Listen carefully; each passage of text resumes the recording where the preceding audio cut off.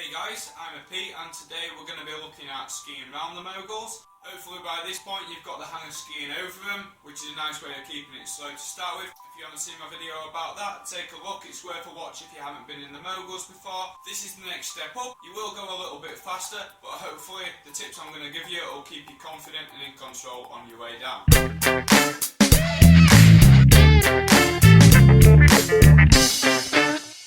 As we're skiing over the tops, we want to find some moguls that are on quite gentle terrain.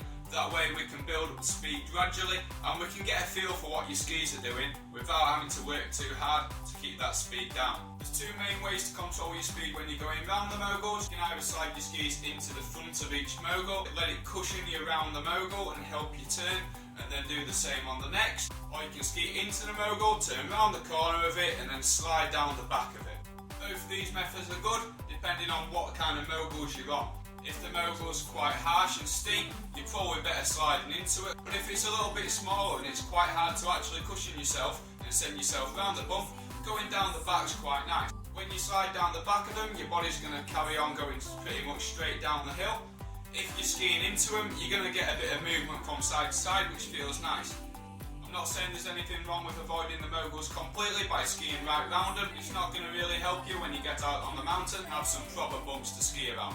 They're not always uniform and you can't always avoid them completely. As we've talked about before, you want to keep your feet very close together.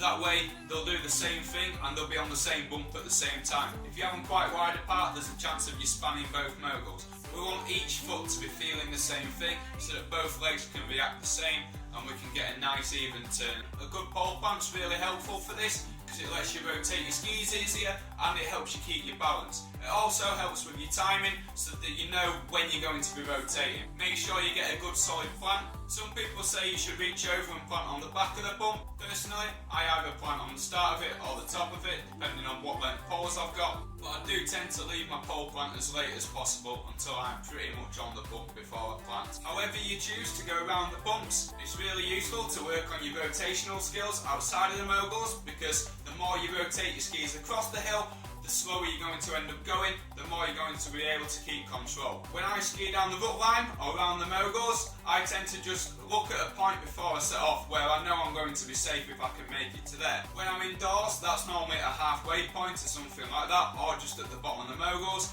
Outside, I tend to pick a point where the moguls don't look quite as steep or quite as hard. And I know that even if it starts going a little bit wobbly, then all I have to do is make it down to there and I can get it all back under control.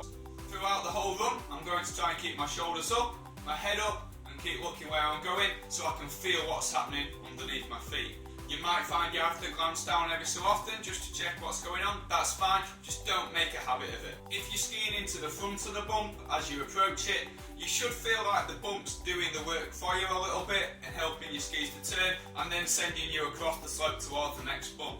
If it's not doing this, you're probably using a bit too much edge or you're not letting yourself go into the mogul quite as much as you think you are.